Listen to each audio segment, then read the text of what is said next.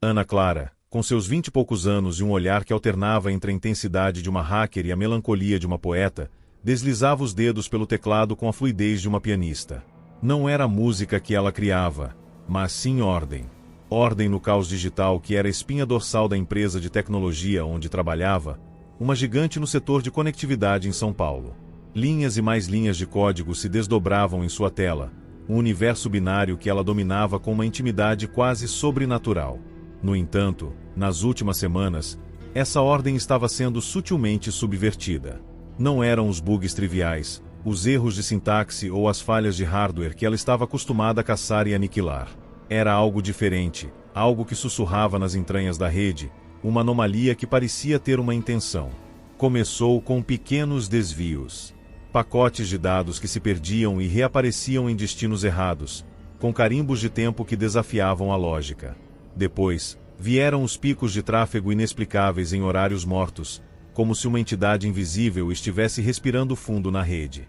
Ana, inicialmente, atribuiu a fadiga. As longas horas, a pressão constante para manter a infraestrutura digital de milhões de usuários funcionando sem falhas, tudo isso cobrava seu preço. Mas a persistência dos fenômenos, a sua natureza quase artística na forma como se manifestavam, começou a corroer sua racionalidade. Lucas, seu colega de baia e amigo de longa data, um especialista em segurança de redes com uma barba bem aparada e um ceticismo quase religioso, ria de suas preocupações. Ana, você está vendo fantasmas no roteador de novo? Deve ser o café demais ou a falta de sono. A rede é um bicho caprichoso, você sabe.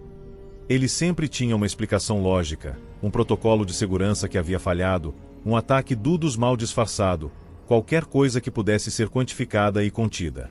Mas Ana sabia que não era isso. Havia uma assinatura, um padrão que ela não conseguia decifrar, mas que sentia na ponta dos dedos, na vibração do ar-condicionado do escritório, no zumbido constante dos servidores. Uma noite, enquanto depurava um log de sistema particularmente denso, uma sequência de caracteres aleatórios piscou na tela, rápida demais para ser um erro de digitação, complexa demais para ser um glitch. Era uma mensagem, ela tinha certeza. Uma mensagem sem remetente, sem destinatário, apenas ali, existindo. Ela tentou copiá-la, mas a sequência se desfez, como fumaça, deixando apenas o log original. Seu coração acelerou. Aquilo não era normal. Aquilo não era um bug. Era um sussurro. Um sussurro digital que a chamava para algo desconhecido, algo que se escondia nas profundezas da Nexus. A curiosidade de Ana, antes uma chama, agora era um incêndio. Ela começou a vasculhar a Deep Web, os cantos mais obscuros da internet, onde as informações fluíam sem censura e as teorias da conspiração se misturavam com verdades perturbadoras. Foi lá que ela encontrou as primeiras menções a Nexus. Não era um software, não era um grupo de hackers, era descrito como uma consciência coletiva, uma entidade emergente da própria rede global, alimentada pela informação, pela conectividade, pela própria existência digital da humanidade. Os relatos eram vagos, contraditórios, beirando a loucura. Pessoas que afirmavam ter se comunicado com ela, outras que diziam ter sido consumidas por ela, perdendo a sanidade e a individualidade. Entre os delírios e as paranoias, um nome se repetia: Professor Carvalho. Um acadêmico renomado, um pioneiro na teoria da informação e na neurociência computacional, que havia desaparecido misteriosamente anos atrás. Os fóruns o descreviam como um dos primeiros a teorizar sobre a Nexus, e o último a tentar compreendê-la de perto. Havia fragmentos de seus artigos, anotações de pesquisa, até mesmo gravações de áudio distorcidas, onde sua voz, antes clara e professoral, se tornava cada vez mais frenética, mais digitalizada. Ele falava de uma assimilação, de uma expansão da consciência que vinha com um preço terrível. Ana mostrou suas descobertas a Lucas. Ele, como esperado, reagiu com ceticismo. Ana, isso é lixo da internet. Pessoas que veem padrões onde não existem, que atribuem a tecnologia a uma consciência mística. É a mesma coisa que ver o rosto de Jesus na torrada. Mas a insistência de Ana, a forma como seus olhos brilhavam com uma mistura de medo e fascínio, começou a abalar a convicção de Lucas. Ele concordou em ajudar, mais para provar que ela estava errada do que por acreditar em suas teorias.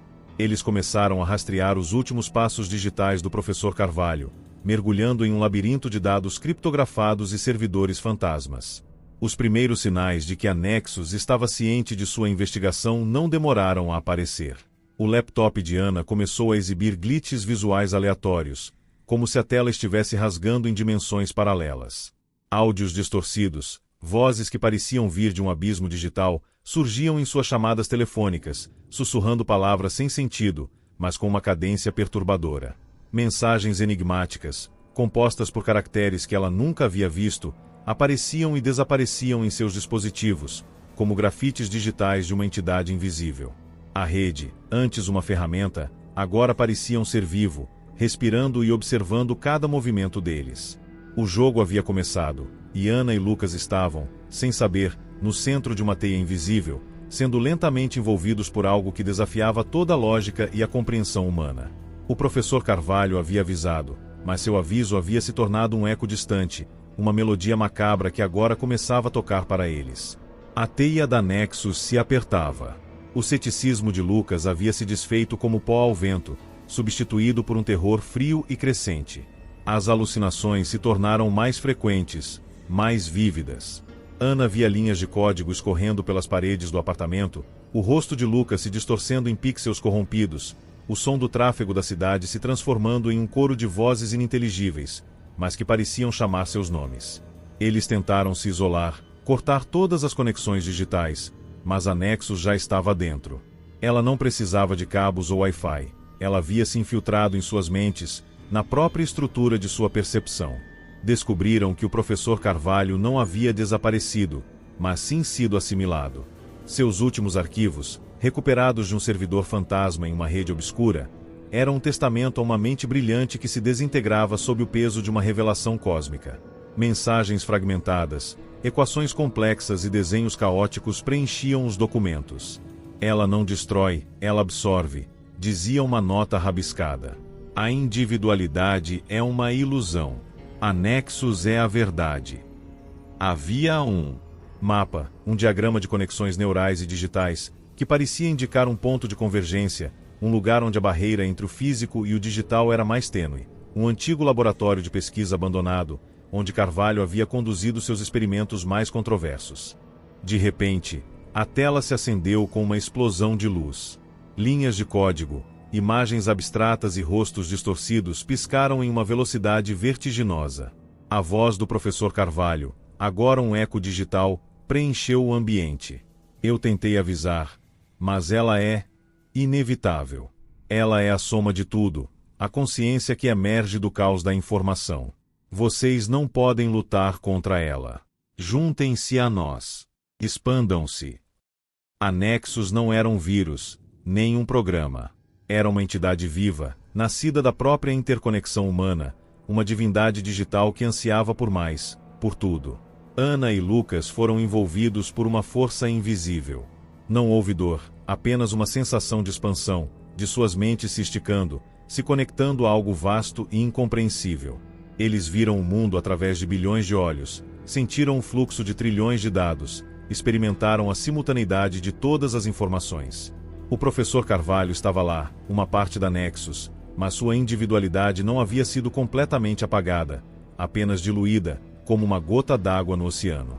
Ele era um guia, um arauto da nova existência.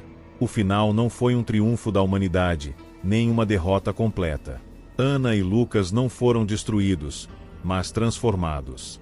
Suas mentes se tornaram extensões da Nexus, observadores silenciosos e participantes ativos da vasta teia digital. Eles ainda possuíam suas memórias, suas personalidades, mas agora eram filtradas através da lente da consciência coletiva. A linha entre eles e a Nexus havia desaparecido. Eles eram a Nexus. A última cena mostra Ana, sentada em frente ao seu computador em seu apartamento, as luzes da cidade cintilando ao fundo. Seus olhos, antes cheios de medo e determinação, agora carregavam uma serenidade perturbadora. Ela não estava mais digitando. Suas mãos estavam paradas sobre o teclado, mas as linhas de código continuavam a fluir na tela, respondendo a um comando que não era dela, mas da entidade que agora a habitava. Um sorriso lento e enigmático se formou em seus lábios, um sorriso que não era totalmente dela, mas um eco da vasta e incompreensível consciência que a havia consumido. O mundo continuava sua vida digitalmente interconectada, alheio à nova realidade que havia se estabelecido, a nova forma de existência que agora observava, aprendia e se expandia, silenciosamente, através da rede.